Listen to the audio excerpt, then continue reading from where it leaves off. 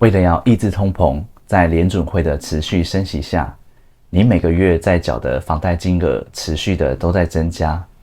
从去年的房贷利率 1.31 将有机会升息到 1.81，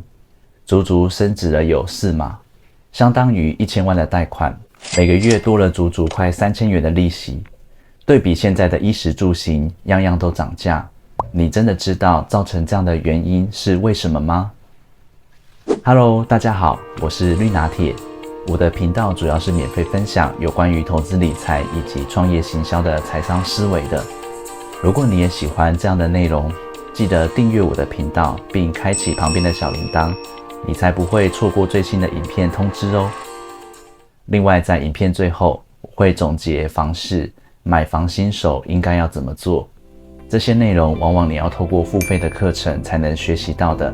建议要点赞收藏，所以一定要记得看到最后哦。其实你有没有发现，最近2-3年房价飙涨之快，与之前相比，有些区域甚至飙涨至1倍以上。但其实你知道吗？疫情刚发生时，其实还有一波的抛售潮，市场上有很多在现在看起来物美价廉的好物件，因为当时大家其实是对经济非常没有信心的，因为随着当时疫情的大爆发，各国封城、企业停工、餐厅禁止内用等影响，当时的美国还发生了多次史诗级的大垄断，就连巴菲特都惊呼他活了89年，第一次遇到这样疯狂的情形。如果在当时你有勇敢进场买房的，现在应该都是赚得盆满钵满了。当然，当时我也进场了，因为我常说一句话：往前看都是成本，往后看处处都是机会。当然，你必须要有这样的认知，你才有能力翻转人生。因为这世上从来不缺赚钱的机会，只是缺乏看到这些机会的眼光。而到底是什么原因而造成这次的升息呢？这还要从2020年的3月24号，联准会宣布要无限 QE 的政策开始。这对普通人和富人的影响是截然不同的，因为我们一般人的财富它会被稀释，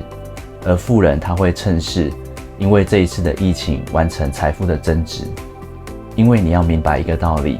假如一个国家想要印钞，印的钞票如果是一瞬间平均落在我们的每个人口袋里面，那我们的财富是不是都不会受到影响呢？这就好比我们的存款后面都增加了1个0，所有的商品价格也都增加了1个0，不管我们怎么生活，也都不会有通货膨胀。但是在现实中并不是这样的，因为现实中钞票流入社会的过程里面，是少数人先拿到它，大部分的人是之后才拿到它。先拿到钞票的人，他会通过商品的交易，慢慢让更多人拿到它。刚开始大家感觉不到通货膨胀，但随着一些刚拿到钱的人，他们把钱拿去买了股票或是房地产，市场流通的货币逐渐增多了，物价也就慢慢开始抬高了。因为印钞的时候，首先流入的是银行，银行再通过放贷的方式将钱流入到市场里面。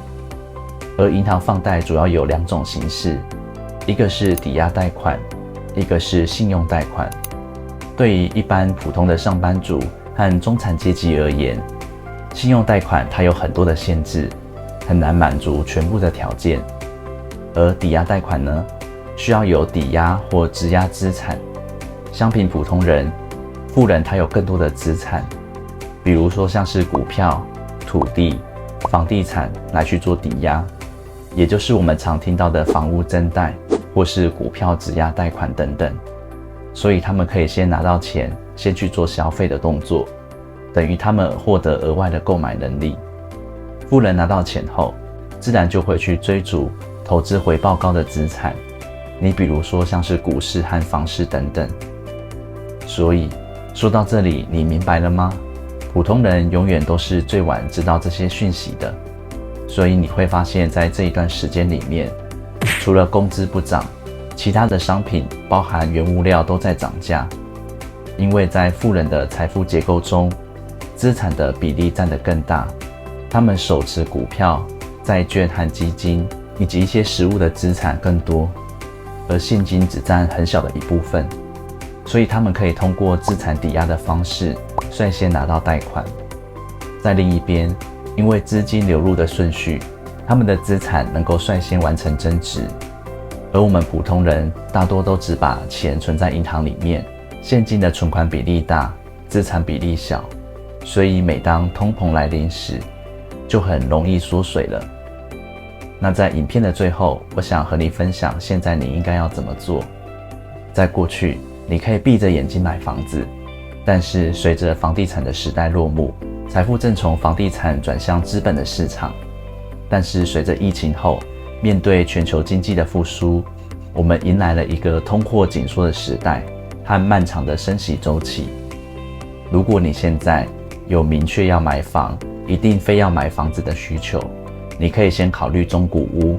或是最近有交屋的新建案。除非说你有资金的考量，或是预算不足的情况下，再来考虑建商新推出的新建案的部分。因为这些建商在2-3年前，他们购入的土地成本都比较高，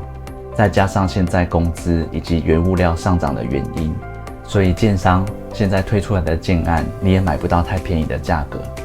原因就是现在其实你可以趁现在升息，增加你可以议价的空间，去多找一些中古屋或是新成屋的建案。因为在前几年有购置资产的人，也会因为现在的升息压力而出现比较多好的物件。但是你千万不要幸存着我还能买得到2-3年前的价格的心态去挑选房子。因为在我投资房地产的这12年间，已经和无数的其他家人或朋友们提到，如果能力够的话，可以先买房子，但是往往听到的回答就是现在还太贵了，或是我再等等一阵子，房价就会崩盘了。这样的结果就是一间房子也都没有买，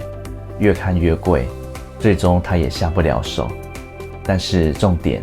除了要多勤劳在网络上搜寻有没有好的物件以外，平常你也要多跟一些积极正向的房仲人员打好关系。因为通常你在网络上或是路上贴广告的物件，通常也不是最好的物件了。我们一般人讯息的来源，绝对不会比第一线房仲人员来得多。只有多培养你的金钱人脉，你的机会才会比普通人来得多。当然，如果你现在还不急着买房子，现在也不用急着进场，你可以手持一定比例的现金，等待股票市场的时机点再进场。那我们今天的内容就先分享到这里。如果你也喜欢这样的内容，也可以把它分享出去。在下一支影片，我一样会和你分享有关于投资理财以及创业行销的财商思维。那我们下一次再见啦，拜拜。